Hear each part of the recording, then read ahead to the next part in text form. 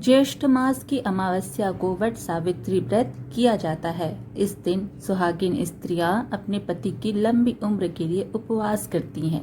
ऐसा कहा जाता है कि इस दिन सावित्री अपने पति सत्यवान के प्राण यमराज से वापस ले आई थी। इस दिन बड़ के पेड़ के नीचे पूजा की जाती है। ऐसा माना जाता है कि जैसे बड़ के पेड़ की उम्र लंबी होती है, वैसे ही सुहागिन औरतों के पति की उम्र भी लंबी हो। इस व्रत में वट वृक्ष का बहुत खास महत्व होता है, जिसका अर्थ है बरकत का पेड़।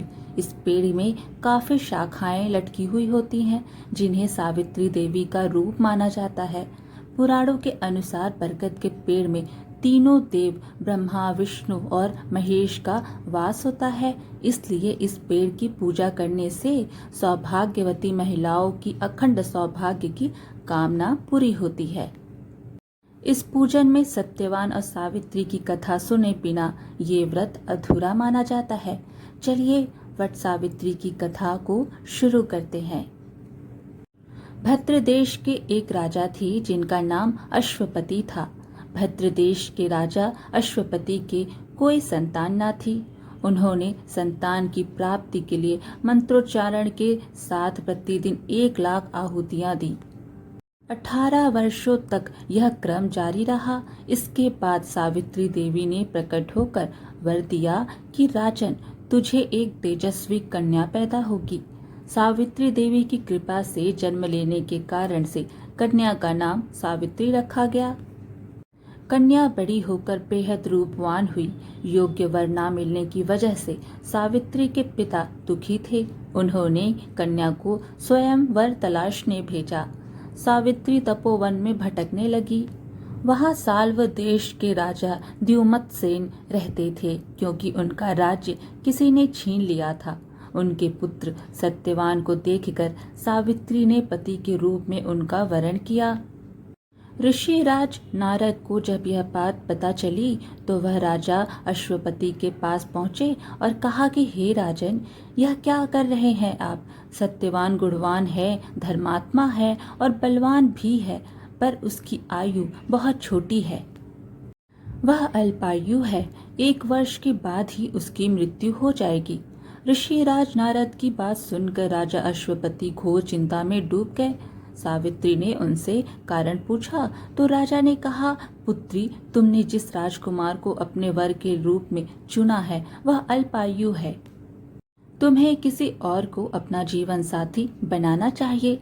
इस पर सावित्री ने कहा कि पिताजी, आर्य कन्याएं अपने पति को एक बार ही वरण करती हैं। राजा एक बार ही आज्ञा देता है और पंडित एक बार ही प्रतिज्ञा करते हैं और कन्यादान भी एक ही बार किया जाता है।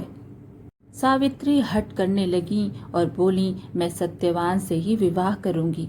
राजा अश्वपति ने सावित्री का विवाह सत्यवान से कर दिया। सावित्री अपने ससुराल पहुंचते ही सास ससुर की सेवा करने लगी। समय बीतता चला गया। नारद मुनि ने सावित्री को पहले ही सत्यवान की मृत्यु के दिन के बारे में बता दिया था। वह दिन जैसे जैसे करीब आने लगा, सावित्री अधीर होने लगी। उन्होंने 3 दिन पहले से ही उपवास शुरू कर दिया। नारद मुनि द्वारा कथित निश्चित तिथि पर पितरों का पूजन किया। हर दिन की तरह सत्यवान उस दिन भी लकड़ी काटने जंगल चले गए। साथ में सावित्री भी गईं। जंगल में पहुंचकर सत्यवान लकड़ी काटने के लिए एक पेड़ पर चढ़ गए। तभी उसके सिर में तेज दर्द होने लगा। दर्द से व्याकुल सत्यवान पेड़ से नीचे उतर गए। सावित्री अपना भविष्य समझ गई। सत्यवान के सिर को गोद में रखकर सावित्री सत्यवान का सिर सहलाने लगी। तभी वहां यमराज आते दिखे। यमराज अपने साथ सत्यवान को ले जाने लगे। सावित्री भी उनके पीछे पीछे चल पड़ी। यमराज ने सावित्री को समझाने की कोशिश की कि यही विधि का विधान है, लेकिन सावित्री नहीं मानी। सावित्री की निष्ठा और पतिपरायणता को देखकर यमराज ने सावित्री से कहा कि हे देवी, तुम धन्य हो, तुम मुझसे कोई भी वरदान मांगो। सावित्री ने कहा कि मेरे सास ससुर वनवासी और अंधे हैं, उन्हें आप दिव्य ज्योति प्रदान करें। यमराज ने कहा, ऐसा ही होगा, जाओ अब लौट जाओ। लेकिन सावित्री अपने पति सत्यवान के पीछे पीछे चलती रही। यमराज ने कहा, देवी तुम वापस जाओ। सावित्री ने कहा, भगवान मुझे अपने पति देव के पीछे पीछे चलने में कोई परेशानी नहीं है। पति के पीछे चलना मेरा कर्तव्य है। यह सुनकर उन्होंने फिर से उसे एक और वर मांगने के लिए कहा। सावित्री बोली, हमारे ससुर का राज्य छिन गया है, उसे पुनः वापस दिला दें। यमराज ने सावित्री को यह वरदान भी दे दिया और कहा, अब तुम लौट जाओ। लेकिन सावित्री पीछे पीछे चलती रही। यमराज ने सावित्री को तीसरा वरदान मांगने को कहा। इस पर सावित्री ने संतान और सौभाग्य का वरदान मांगा। यमराज ने इसका वरदान भी सावित्री को दे दिया। सावित्री ने यमराज से कहा कि प्रभु, मैं एक पतिव्रता पत्नी हूँ और आपने मुझे पुत्रवती होने का आशीर्वाद दिया है। यह सुनकर यमराज को सत्यवान के प्राण छोड़ने पड़े।